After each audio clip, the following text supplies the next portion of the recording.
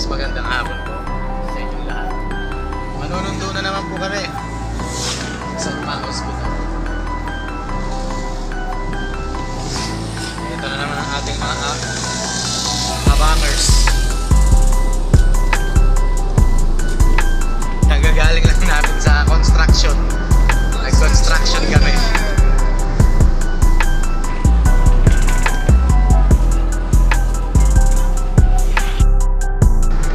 Friends,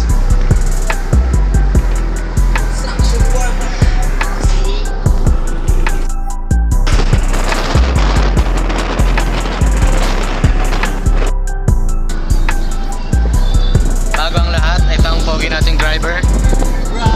May live band pa mamaya tong dalawang to, ang Sexy Tari. Kakatapos lang namin sa aming construction worker. Manonondo tayo guys, let's go!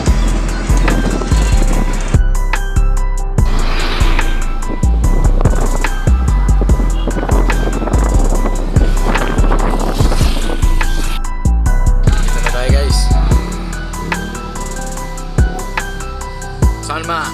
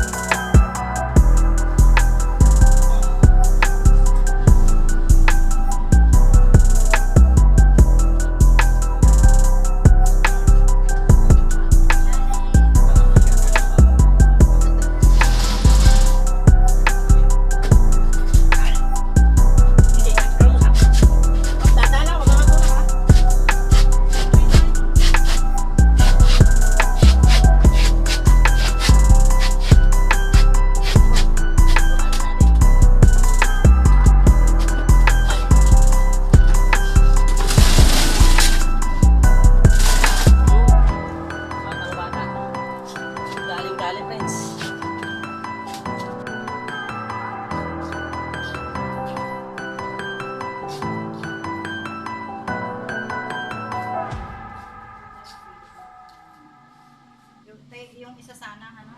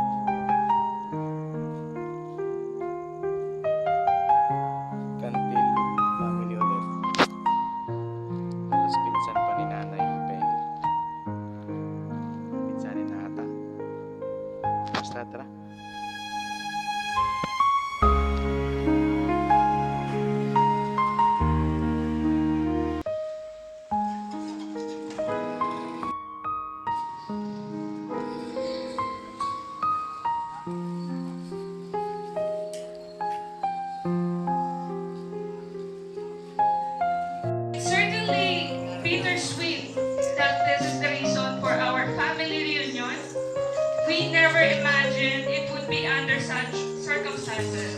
Yet looking around at all of the faces sa mga pinsan ko, titos and titas, who haven't seen in far too long, I can't call this is a pure family reunion.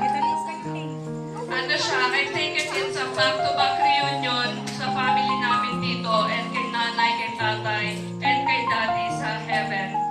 And we imagine na si nanay and tatay are now dancing together in heaven, reunited and joyful with their firstborn son, daddy, by their side watching them over us. Pero sana sila lang muna. Okay pa kami dito. Masaya pa kami. Sana sila lang. Kasi sakit-sakit na. Ayun. So, nanay, thank you for everything. And we love you so much. You will live in our hearts forever. Thank you. Next po is Tito Red Gonzalez, brother, highest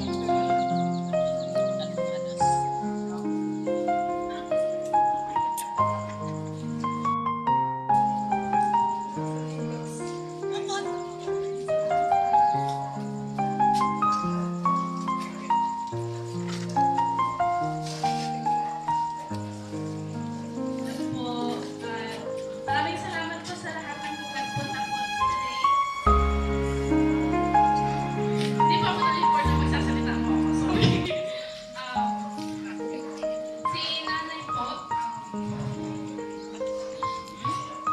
she lived a very good life. Ating lahat, nagagaya po ako. Nung lumipas ako sa Amerika, nagaya ako nung wala ko si mami, si daddy nagtatrabaho. She made me who I am today, respectful, humble, at syempre, thankful sa lahat.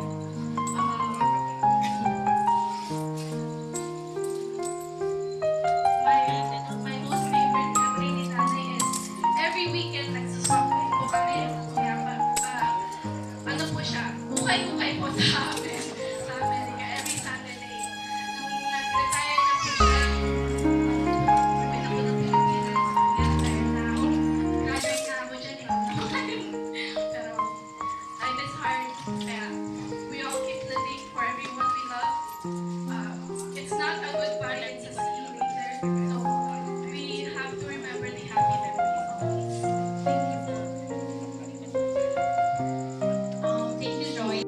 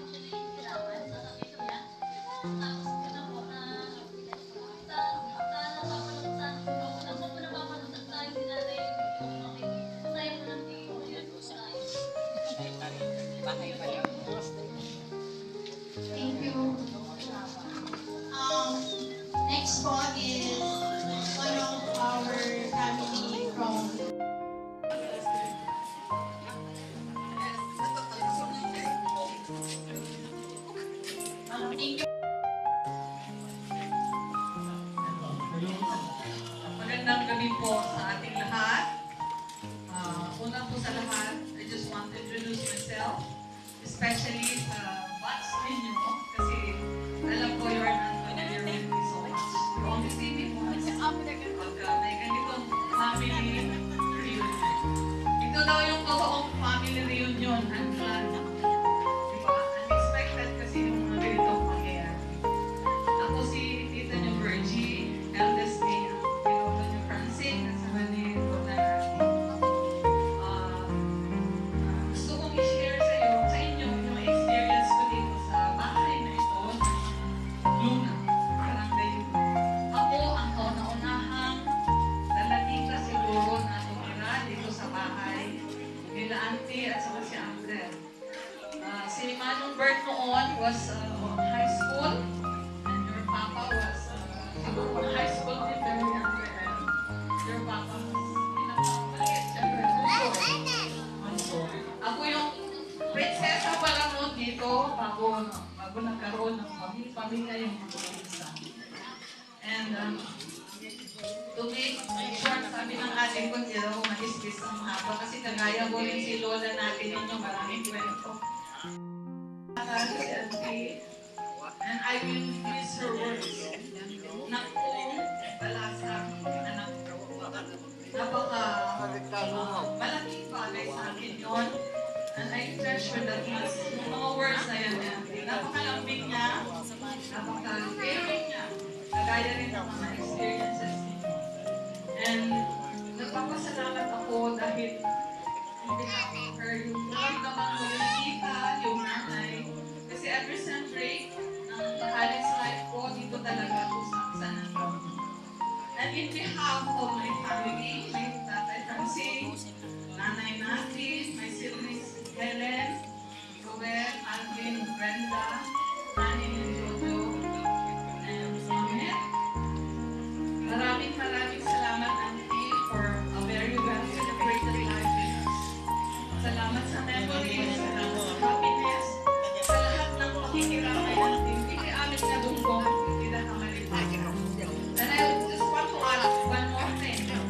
Ang celebration natin ngayong gabi is a well-celebrated life of Auntie Edith, her passing, and we thank you, Lord, for the 88 years that you have given her. And we also wanted to thank for another year for our cousin Norman for celebrating another year, wishing for success, more success and challenges in life with the whole family. Be the captain of this family and continue to be the Norman, the happy Norman, the Albert Martinez ng family, and the pinaka-strongest siguro here in San Antonio sa tinig ng pamilya. So, maraming salamat po sa lahat po ng mga nakiramay sa amin sa pagkakataon na ito na naman ng pagpanaw ng isang pinakamamahal sa namin. Magandang gabi. I'm proud to be receiving. Thank you so much po, napakaganda po ng message. Next po is one of our family members from Angeles.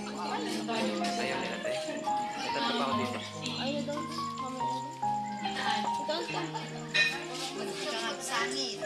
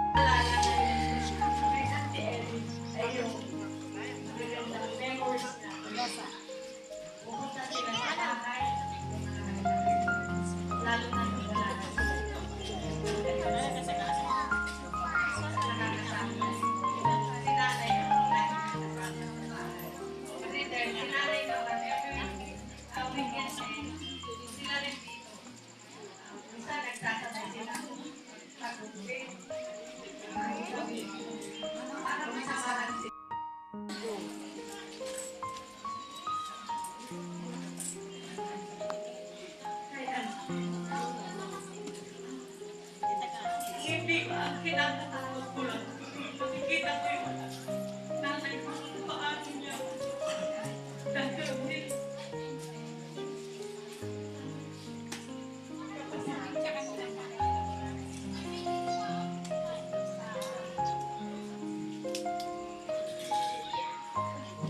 Thank you so much, ate. Sa magagandang memories niyo. Thank you po. Last but not the least po, ang magsasalita po ay si Papa. Birthday niya po. Share mo yan. Di ba pwedeng mali? So, pero po. Ready ka na? Kaya mo?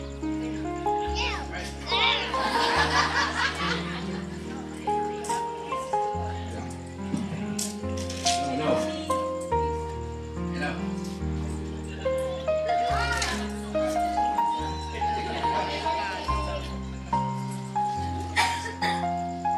Mauna-una po ay nagpapasalamat ako sa inyong pakikiramay sa amin sa gabi ito.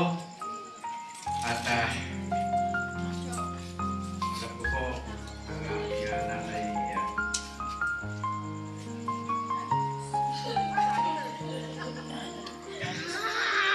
maraming nagpamahal. Mahirap.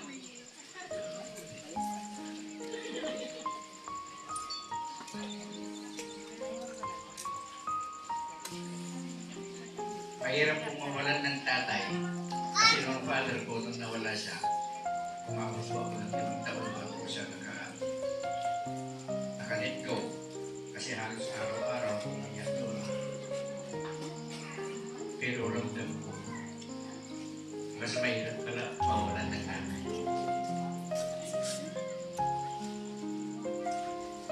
Dahil ang nanay ko po, nung ako nang naiwan dito, hindi niya ako nakikilala. Hindi niya ako nakikilala ang nanay ko. Sabi niya po, sino ka? Sino ako? Sabi ko, anak mo ako, hindi. Sabi niya. Pero pagkalapit ako sa kanya, hinihimas niya ko yung aking mukha. Niyayakap niya ako, bisig yung kamay ko, kaya binibiro ko siya. Sabi ko, ginagay niya, hindi ko naman nakikilala. Pero, talagang, ramdam ko ako kahit hindi ko kilala na ikaw. Pero nararamdaman ko sa tabi ng isang mata. Kaya,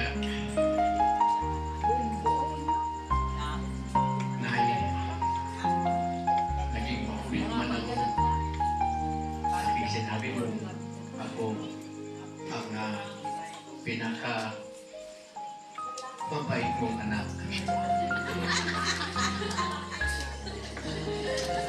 Ngunay, nagsinungaling pa ako.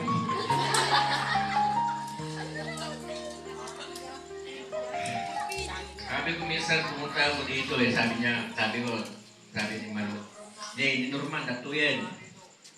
Sino ka? Ala, ni Norman. Di mo ba ko kilala? Ay, hindi kita anak. Pero kuwapo ka, sabi niya. Okay na yun, kako kahit hindi mo ko kinalanin anak, basta kuwapo ako. Noon pong Wednesday, nandito po bago siya na namatay ng Sabado. Alam ko, isa yung pinakamasaya ko rin araw bago nawalang nanay ko sapagkat yun na po ang last na bulyaw niya sa akin. Pinagalitan niya ako. Kasi pagpunta ko dito, pinapahanap sa akin ng tatay ko. Nandito raw siya. Si Manong Hubert, nakita mo. Sabi niya. Kaya sabi ko noon, ay hanap pa ng hanap ka po na sa bahay na nananghalian. Torpe, sabi sa akin. Kaya, sabi niya, torpe. Ano, sabi ko, mamaya, tawagin mo na pala sila, kakain na rin kami. O, di naniwala rin pala na nasa bahay ang mother. So,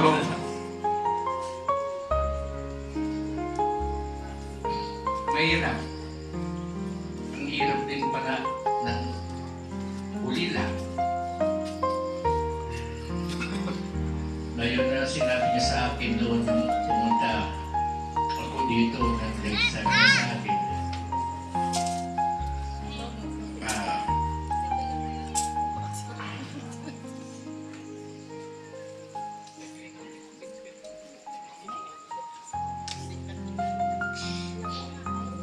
salamat, anak.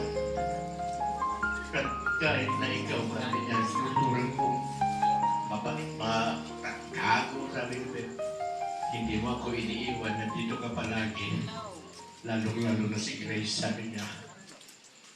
Kaya sabi ko, dahil kahit na anong mangyari, hindi ka namin iiwan. Kaya, masakit. Dahil, naramdaman.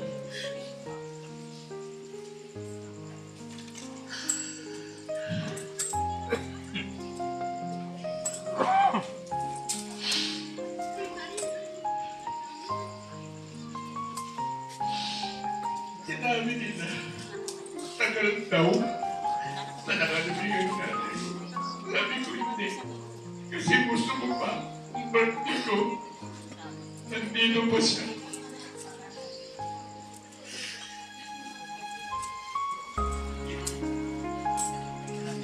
Ito. Ay.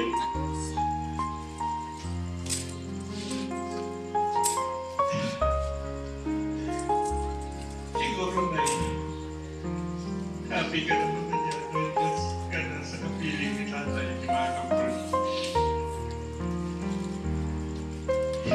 Alam ko, ramdam ko, na itong kaaraw ko ito, nandito ka lang sa tabi ko.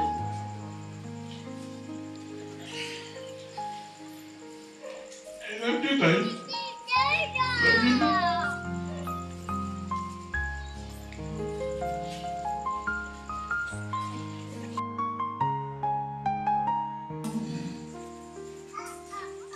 Nung sinabi po nung kapatid ko na nag-smile si nanay after, bago siya mawala.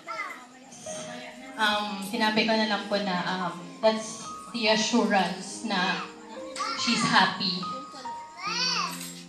Bago tayo naliwan na she's okay. She passed away a day before his birthday. So I think tatay, siguro pinundo siya ni sa heaven. Yun po, thank you po sa pakikinig at maraming salamat po sa nilaan niyong oras ngayon.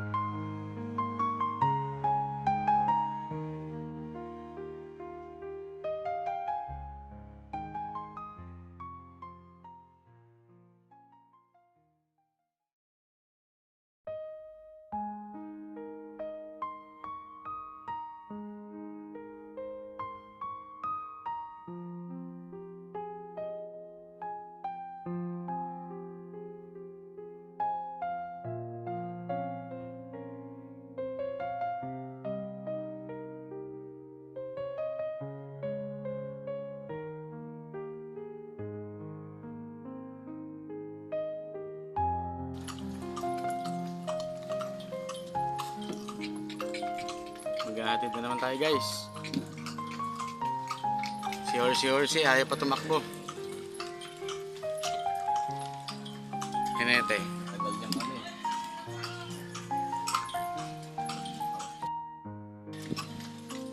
Parang ayaw niya na tumakbo. Thanks.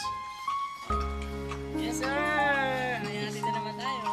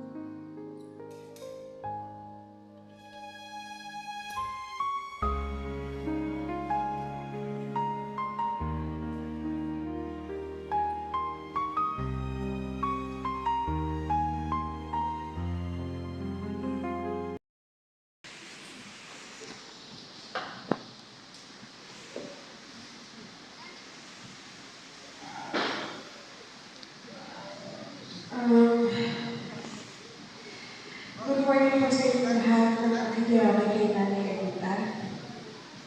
Maraming salamat po sa inyong oras para namin sa kanyang huling araw.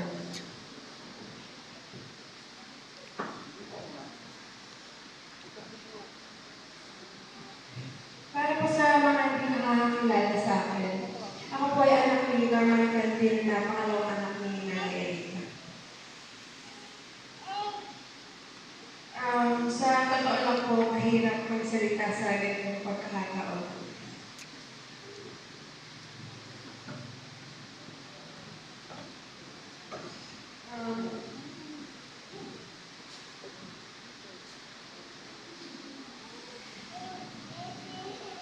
Our nanay is super sweet and masiyahin. We have the same birthday and always celebrate birthdays together. Nay, last birthday mo na pala nung nakaraang taon.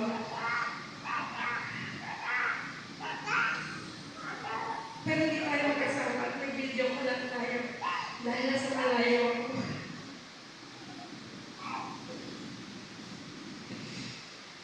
Sino na yung alalahanin ka kahit siya yung may dinaramdam?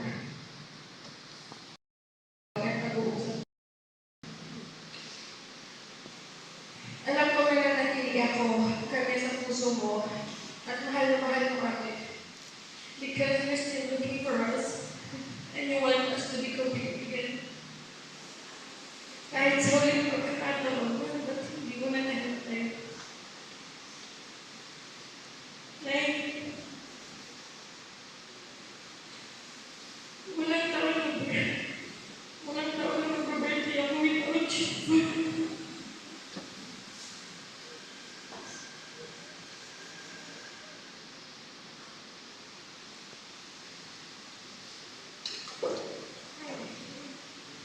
Masakit, pero alam kong malakas pa ako. Kakayanin ko. Yung smile and thumbs up mo bago mawala ay sobrang importante sa amin. Dahil pinakita mo pati ng strength and love for us. Thank you, Nanay, for everything. I know you're with Tatay right now. Alam ko masaya ka na dyan sa piling ni Tatay. Mahal na mahal ka namin, Nay. Hanggang sa muli.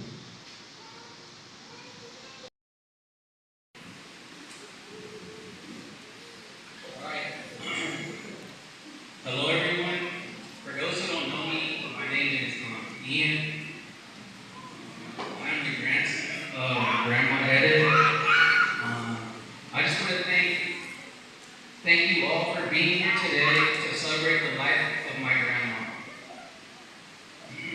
I would like to talk about some of the important lessons she has taught me growing up. As a child, my grandma and I had a close relationship because she would take care of me while we were together. While we were together, she taught me how to pray. Before bed, we would pray for our family, what we were thankful for, and also ask God for forgiveness.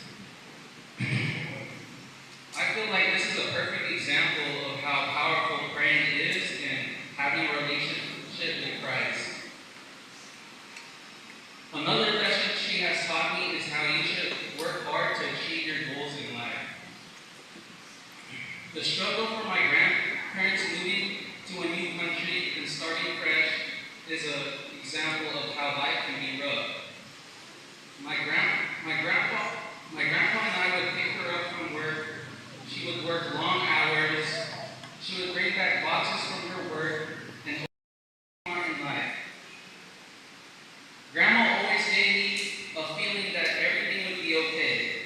That this has given me the drive to always reach for the stars.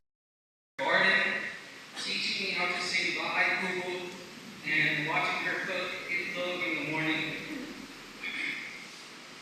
These life experiences have made me the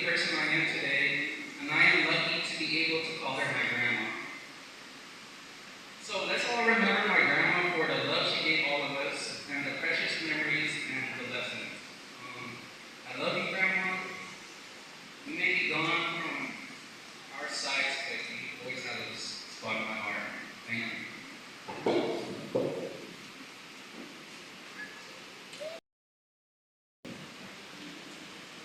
Magandang araw po sa ating lahat.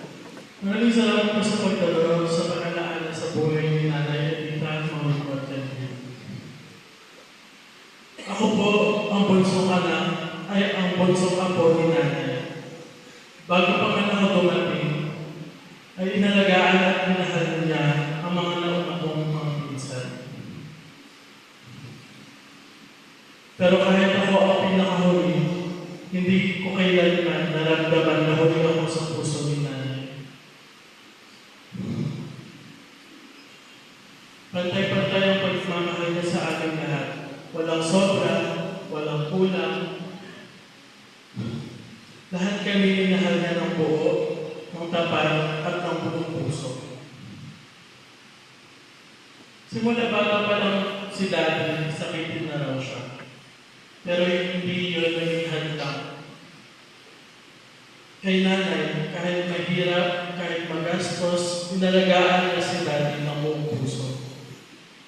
Hanggang sa muling sandali ng Daddy, nandyan si Nanay.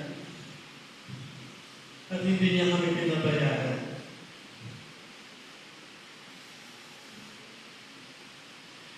Nay, pinangako ko sa iyo na makakapagtapos ako ng pag-aaral. Nakakalungkot lang po na hindi ninyo makita ni Daddy.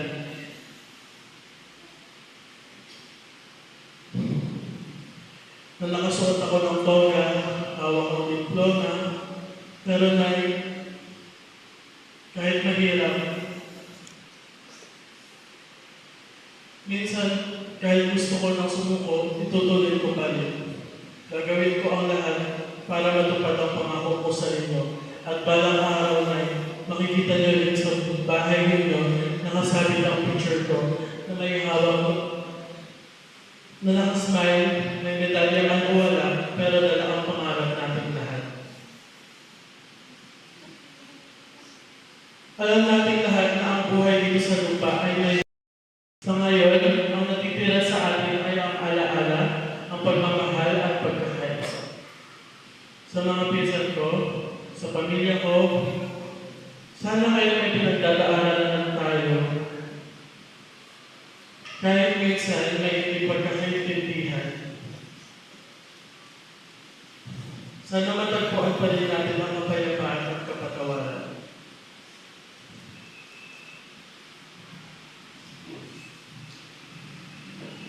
Kasi yun ang tinuro sa atin ni Nanay. Na sa huli, ang pagmamahal ang dapat na nangingibabaw. Gaya ng pagmamahal na pinakita ni Nanay sa ating lahat. Tahimik man, simple man, pero totoo. Nanay Edita, maraming salamat po sa lahat. Sa pagmamahal na walang matulad, sa pag-alaala na kailanman ay hindi mawawala. Paalam po, Nay, mahal na mahal ka po.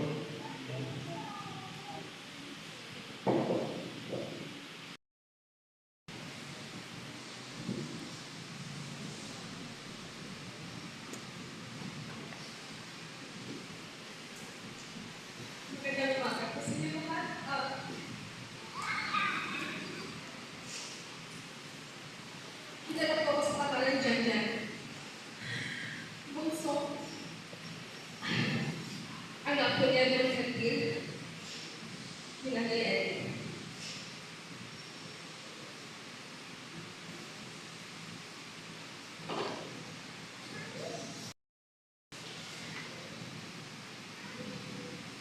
How can I summarize a life of 88 years making it in just a short sentence, right? Sobrang hirap po. Matagal po siya nakasama. Pero mas matagal din po na nawala sa akin po. Na long distance din po yung pagsasama natin. Sobrang sakit po sa amin na. Regardless, dahil kung makita mo lang kami ng mga ako, mas masaya po kami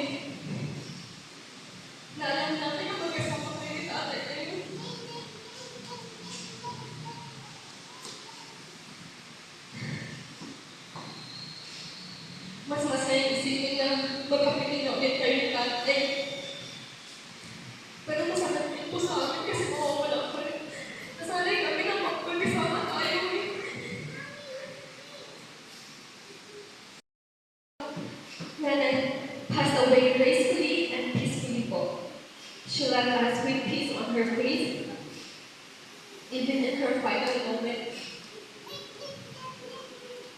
Guys, katulad na sinabi ni Kim, with the thumbs up and with the smile.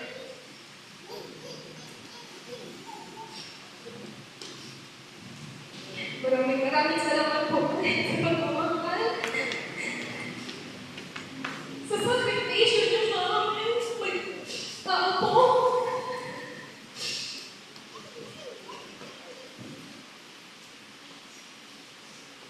At sa tiwala mo sa amin.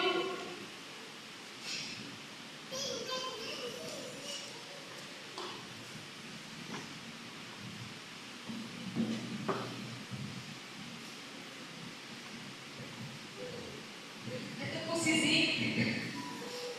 Ako sa tuwal ko pinagay. Maraming salamat din po pinagay mo siya naalala mo siya. Pinagbilihan mo or ginagay. Okay na yun sa patas sa akin yun ay. Sa labis. Kiss ang singit tatay po. Sobrang saya ko ng isipin na gano'n ang nangyayari.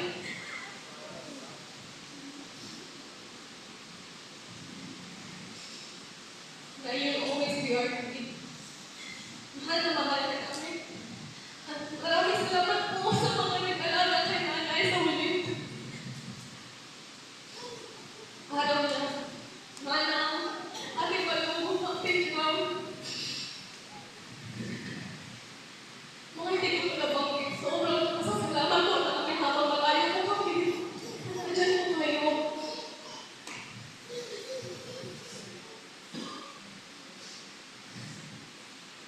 Nay, mahal na mahal ka namin. Mahal na mahal ka namin. Maraming salamat po. Kay nanay.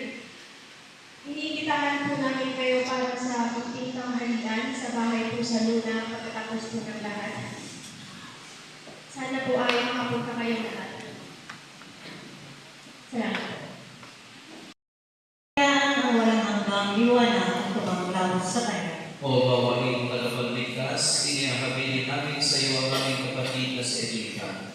Isinasama namin na tanggapin mo siya sa bisig ng iyong pagkalinga, sa pinagpalang kapahingahan at walang hanggang kapayapaan, sa madalhating samahan ng mga banal sa kalangitan. Amen. Kapahirap walang hanggan ang igawan mo sa Kanya, Panginoon. At hayaan ang liwanag na walang hanggan ang tumanglaw sa kanya. Mahimlay nawa siya sa kapayapaan. Amen. Naway ang kanyang kaluluwa at lahat ng kaluluwa ng kapat na namayapa sa pamamagitan ng habag ng Diyos, mahimlay sa kapayapaan sa ngalan ng Ama, ng Anak at ng Espiritu Santo. Amen.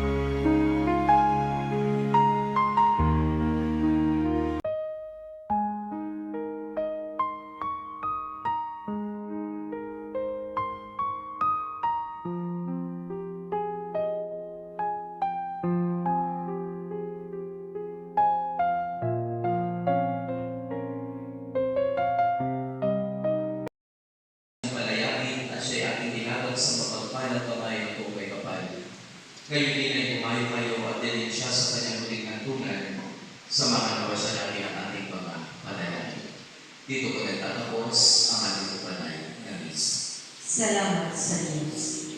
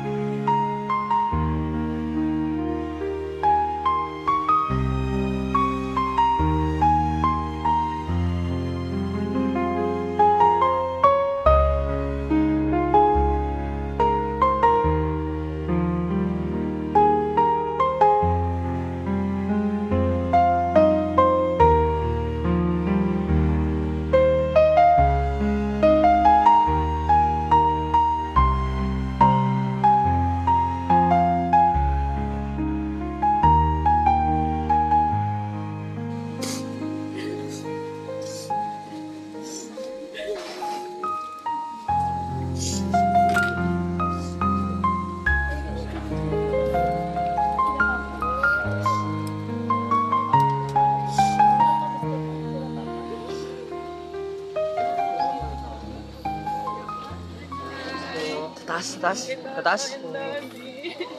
Sa taas, sa taas. Sa taas.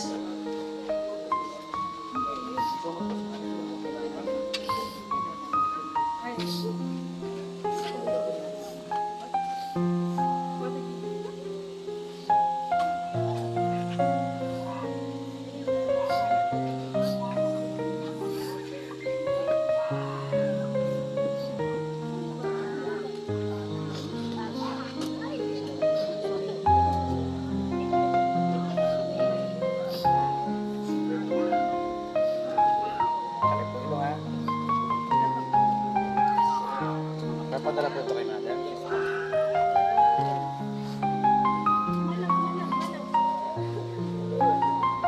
May magbe-bless po. Kukunin po natin. Okay po. Totoo po. Then, totoo po natin para bless natin.